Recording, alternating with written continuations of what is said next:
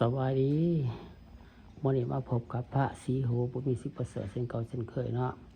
พระศรีโหสิผ้ามาดูมาส้มตามเดินบาทเนาะพามาดูมาส้มตามเดินบาทพามาดูมาส้มตามเดินบาทภาคที่ตามส่องยูทูบของพระศรีโหเนี่ยเด้อ FC ลาวไทยและต่างประเทศคอยเขาดูเข้าชมช่องยูทูบของพระศรีโหบุญมีสิบประเสริฐเลยเนาะกดไลค์กดแชร์เลยกดติดตามให้เนาะไล่เอาภาพบรรยากาศตามเดินบัดหัวเราพระบาททั้งแห่งมาให้ดูให้ชม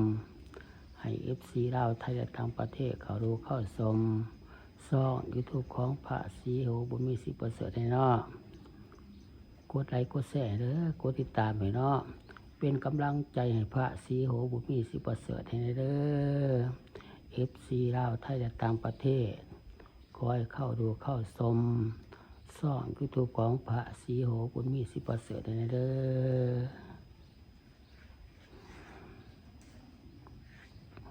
เอาภาพบรรยากาศตามเดินบัดนะมาให้FC ลาวไทยและต่างประเทศเขาดูเข้าชมช่องยูทูบของพระศรีโหบุญมีสิบประเสริฐเนาะกดไลค์กดแชร์เด้อกดติดตามให้เด้อเป็นกำลังใจให้พระศรีโหบุญมีสิบประเสริฐให้เด้อ FC ลาวไทยและต่างประเทศ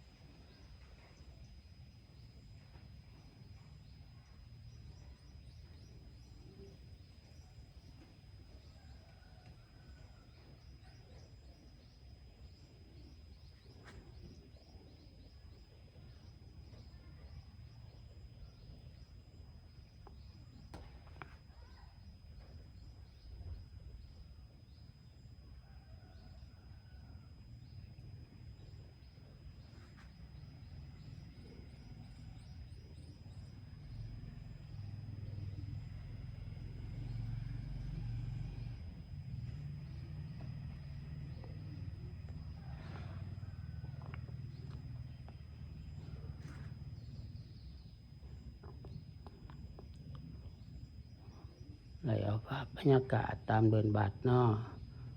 มาให้ดูให้ชมให้ FC ลาวไทยและต่างประเทศเขาดูเข้าชมช่องยูทูบของพระศรีโหบุญมีสิบประเสริฐให้เด้อกดไลค์กดแชร์เนาะกดติดตามให้เด้อเป็นกำลังใจให้พระศรีโหบุญมีสิบประเสริฐให้เด้อหาได้ผ่านมาไว้เนาะ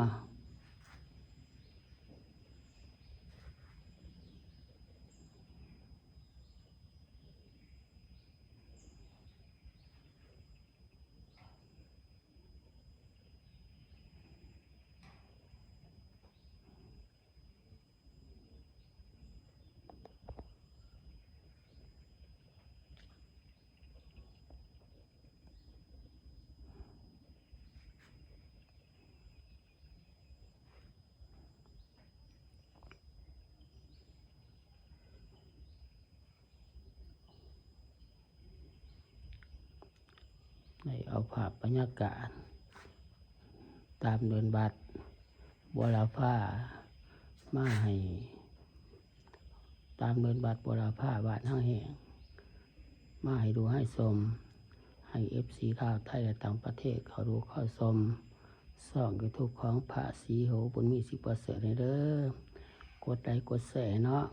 กดติดตามให้เด้อเป็นกำลังใจให้พระศรีโหบุญมี10%ให้เด้อ